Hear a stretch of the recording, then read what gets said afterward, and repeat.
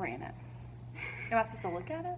Well, I'm going to ask you questions. Okay. All right. Okay. I'm reading this book. It is Farming in the Food Supply.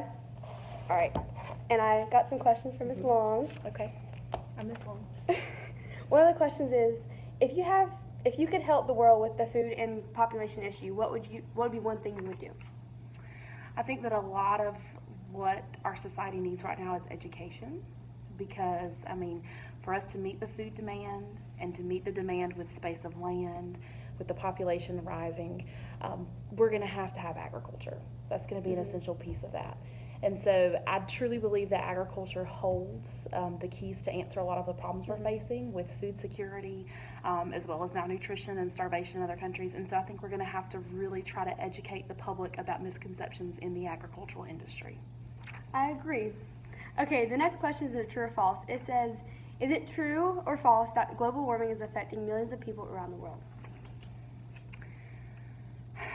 There's a lot of opinions about global warming. There's some people that say that it exists, and there's some people that say that it doesn't exist.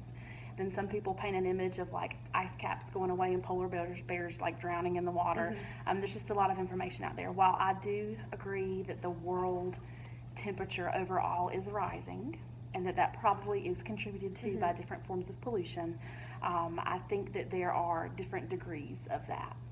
Is that answering the question that you asked? Yeah. Okay, so I mean, I think it's true, but I think that there's also a lot that's probably, blown to a bigger proportion than really is realistic.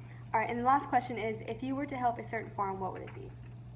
A certain farm, like any farm in our area? Yeah.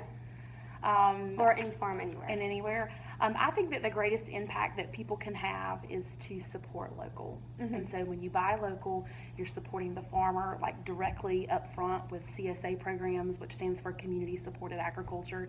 And that directly is income that's paid in advance to the farmer to help them with their crop for that year. And then in return, you get a product out of that. So anytime I get a chance to buy local, that's what I do. So Riddle Farms produce down the road, whatever's in season, I buy that from there. And there's other places too in our area. There's Gillis Hill Farms, there's Christmas tree vendors. If you can buy directly from there instead of a supermarket, then you're stimulating, economical advantage for them and also supporting local agriculture. All right, well, thank you for letting me interview you. You're welcome.